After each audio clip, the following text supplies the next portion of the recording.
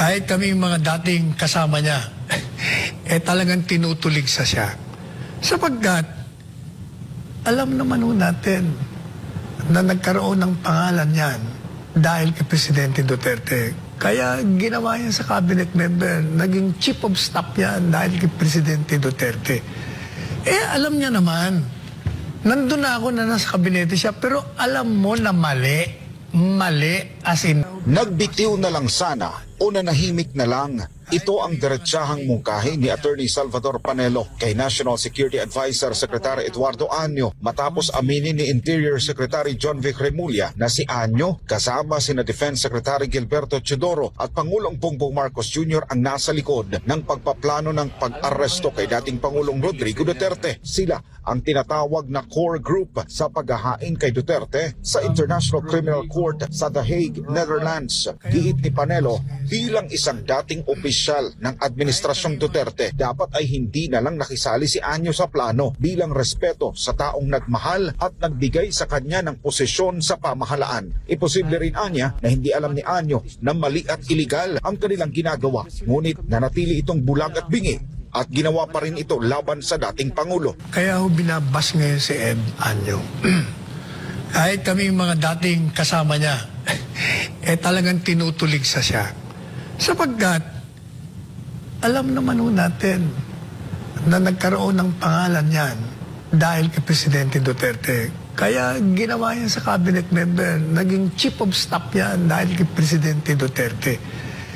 Alam niya naman, nandun na ako na nasa kabinete siya, pero alam mo na mali as in mali, illegal as in illegal. Dapat either mag-resign ka kung hindi mo na masikmura o tumahimik ka na lang. Aminado si Panelo na hindi niya lubos akalain na magagawa ni Año at Teodoro ang anyay conspiracy o pakikipagsabuatan laban sa dating presidente ng Pilipinas.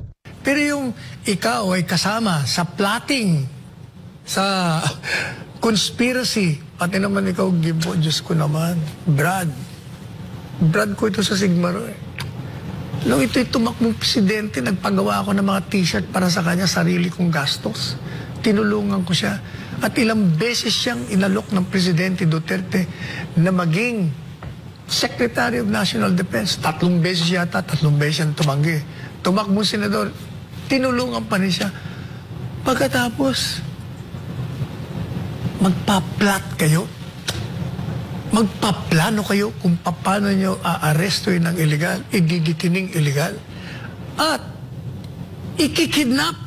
Bukod dito, itinuturing din ni Panelo na isang malaking kawalang hiyaan ang ginawa ng mga dating opisyal ni Duterte. Anya, binalasubas ng mga ito ang dignidad ng dating Pangulo. Bukod pa rito, bigo rin silang binigyan ng sapat na atensyon ang pangangailangang medikal ng dating Pangulo na nagdulot ng matinding epekto sa kanyang kalusugan, lalo na sa pagdinig niya sa The Hague, Netherlands, kung saan kapansin-pansin ang kanyang panghihina. Hindi lang yan. Mabuti sana kung maganda naman yung ayos ng ginawa nyo. Talaga namang balasubas ang ginawa nyo Talagang walang hiya ang pamamaraan na ginawa nyo. Sinaktan nyo pa yung mag-ina. Tapos, itong si Presidente Duterte, alam nyo na nga may sakit. Ano ba yung dinala nyo sa ospital? Sige. Sabihin nyo, hindi, binigyan namin ng attention. Binigyan nyo ng attention. Hindi nyo nga dinala sa ospital. May ambulansya na doon. Hindi nyo pina-examine na nandun kompleto equipments, ospital. Pangatlo, hindi nyo binigay yung mga prescribed medicine niya. Kaya nakita nyo, nung nagsalita, napansin mo ba?